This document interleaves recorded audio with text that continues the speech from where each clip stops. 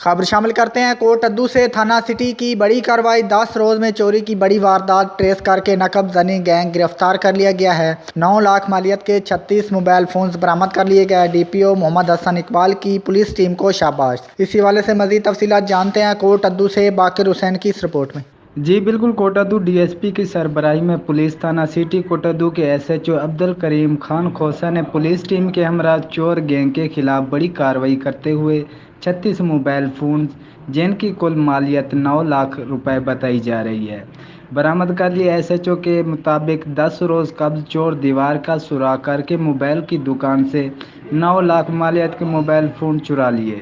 اس اطلاع پر پولیس نے فوری کارروائی کرتے ہوئے موقع ہی سے تحقیقات کا آغاز کیا۔ 10 روز میں چور گینگ کا ایک فرد خود ہی قانون کے شکنجے میں پھنس گیا، جس سے ابتدائی طور پر ایک موبائل فون برآمد ہوا، تاہم اس کے دوسرے ساتھی کو بھی گرفتار کر لیا گیا۔ ملزمان عرفان عرف شاکا اور ندیم سے تفتیش میں انکشاف کے بعد ان کی بتائی گئی جگہ سے پولیس نے 9 لاکھ مالیت کے 36 موبائل فون برآمد کر لیے اور ڈی ایس پی کوٹ ادو امجد جاوید نے مدیریت میں فریقین سے ملاقات کی اور موبائل فون کے حوالے کے لیے تاجر برادری نے ڈی ایس پی اور کوٹ ادو امجد جاوید اور پوری پولیس ٹیم کا خصوصی شکریہ ادا کیا۔